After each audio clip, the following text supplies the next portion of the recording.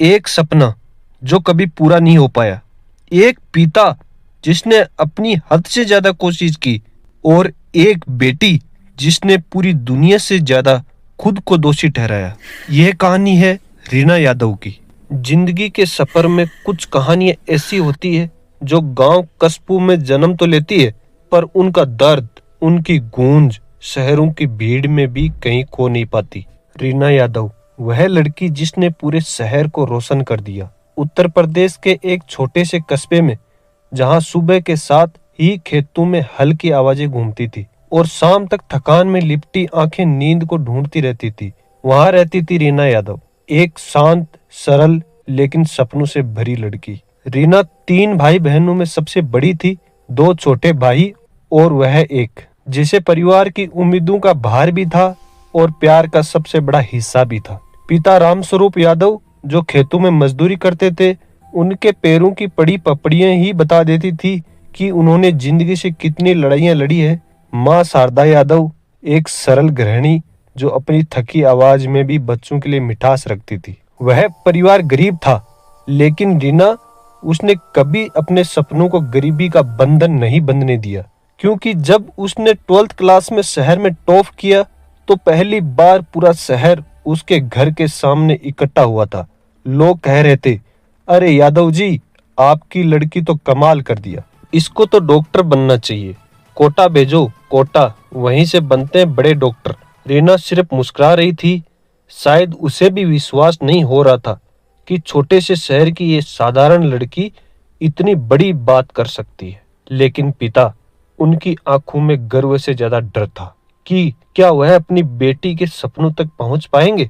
कोटा शहर, जहां सपने महंगे होते हैं, सपनों की राह हमेशा आसान नहीं होती और मिडिल क्लास परिवारों के सपनों का तो हर मोड़ पर कोई न कोई सवाल खड़ा हो जाता है। लोगों के बार बार कहने पर मजदूरी करके थक चुके पिता ने अपनी सामर्थ्य से बहुत ज्यादा बड़ा फैसला लिया। उन्होंने उधार लेकर रीना को राजस्थान कोटा भेजने का निश्चय किया। रात को जब पूरा घर सो गया था, रीना ने चुपचाप अपने पिता को देखा। वह खेत से आए कपड़ों में उधार मांगकर लाए पैसों के नोट गिन रहे थे। उनकी अंगुलियां कांप रही थी, जैसे हर नोट के साथ उनका दिल थोड़ा थोड़ा टूट रहा हो। लेकिन उन्होंने कहा, रीना, तू बस पढ़, बाकी सब मैं संभाल लूंगा। उस रात रीना की आंखों से पहली बार सपनों का बोझ आंसुओं में बहने लगा। कोटा, जहां हर सपना नहीं पूरा होता, कोटा, जहां दीवारों पर सफलता के पोस्टर चिपके होते हैं और गलियों में हर कहीं सपनों का शोर होता है। लेकिन उस शोर में किसका सपना कितनी कीमत लेकर पूरा होगा, यह कोई नहीं जानता। रीना ने जब पहली बार अपना बैच अटेंड किया तो उसे लगा जैसे वह किसी और ही दुनिया में आ गई हो। पहली क्लास में उसे समझ आ गया, वह शहर की टॉपर थी, लेकिन यहाँ हर कोई न कोई किसी शहर का टॉपर था। किताबें उसके लिए भारी नहीं थी, लेकिन वह माहौल, वह दबाव, वह अकेलापन रीना की जान खींच रहा था। वह मेहनत करती रही, रात को देर तक पढ़ती थी, सवेरे जल्दी उठ जाती थी। पिता की थकी हुई तस्वीर उसकी आंखों से कभी नहीं हटती। लेकिन 1 साल बाद जब पीएमटी का रिजल्ट आया, रीना का नाम नहीं था उसमें। उसका दिल पहली बार टूटकर बिखर गया।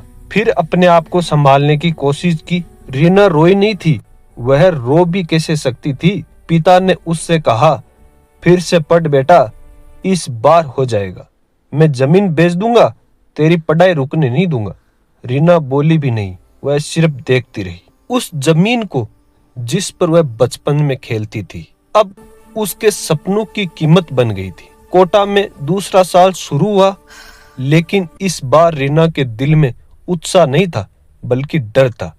हर टेस्ट में अगर नंबर कम आते तो उसे लगता, पापा की जमीन, पापा का कर्ज, सब बर्बाद हो रहा है। वह अंदर ही अंदर टूटती रही, किसी से कुछ कह नहीं सकी और दोबारा परीक्षा देने का दिन भी आ गया। फिर से रिजल्ट आया और रीना का फिर उस रिजल्ट में नाम नहीं था। उस दिन रीना हॉस्टल के कमरे में अकेली बैठी थी। बाहर बारिश हो रही थी और अंदर उसकी आत्मा रो रही थी। उसने पिता का नंबर देखा लेकिन फोन नहीं किया, क्योंकि वह जानती थी उसकी आवाज सुनकर पिता पूछेंगे, क्या हुआ बेटा, इस बार जरूर हुआ होगा ना। और वह क्या जवाब देती, कैसे बताती कि उसने फिर सब खो दिया।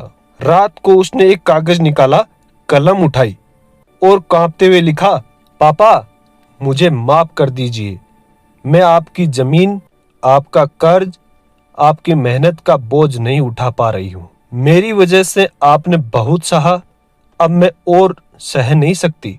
यह सिर्फ एक सुसाइड नोट नहीं था, यह टूटे हुए सपनों की आखिरी आवाज थी। उसने अपनी पसंदीदा किताबें, अपनी फाइल, अपना आईडी कार्ड सब एक जगह रखा और खुद को इस दुनिया की भीड़ से हमेशा के लिए दूर कर लिया। सुबह जब हॉस्टल वालों ने दरवाजा तोड़ा तो कमरे में एक ऐसी खामोशी थी जिसमें चीखें भी शामिल थी। रीना चली गई थी और उसके साथ उसके पिता के सपने भी। पिता को जब खबर मिली वह वहीं गिर पड़े। माँ चीखती रही, रीना उठ उठ, रीना रीना बेटा उठ, हम तुझे कुछ नहीं कहेंगे, लेकिन जो चला जाए वह कभी नहीं लौटता। रीना की मौत ने उस परिवार की जिंदगी छीन ली। दोनों छोटे भाई अब डरते थे पढ़ाई करने से, क्योंकि उन्हें लगता था पढ़ाई इंसान की जान ले सकती है। और पापा, वह पहले जैसे कभी नहीं रहे। एक सवाल जो आज भी जिंदा है, क्या गलती रीना की थी? क्या गलती पिता की थी? या फिर गलती उस समाज की थी जो सपनों को सम्मान नहीं बल्कि दबाव समझने लगा? अब जब भी उसके गांव में किसी बच्चे को कोटा भेजने की बात होती, लोग धीमे स्वर में कहते, सपने देखो पर इतना बड़ा नहीं कि वह तुम्हें ही खा जाए। रीना चली गई, लेकिन एक सच्चाई छोड़ गई। सपना छोटा नहीं होना चाहिए, दबाव कम होना चाहिए। आपको इस स्टोरी से अगर कुछ भी सीख मिली हो तो प्लीज मेरे वीडियो को लाइक और सब्सक्राइब जरूर कीजिएगा, क्योंकि मेरा चैनल छोटा है। मैं हर कहानी एक रियलिस्टिक कहानी बनाता हूँ। आप मेरे सारे वीडियो देखिए, हर वीडियो में कुछ न कुछ समाज की जागरूकता और शिक्षा के बारे में ही वीडियो मिलेंगे।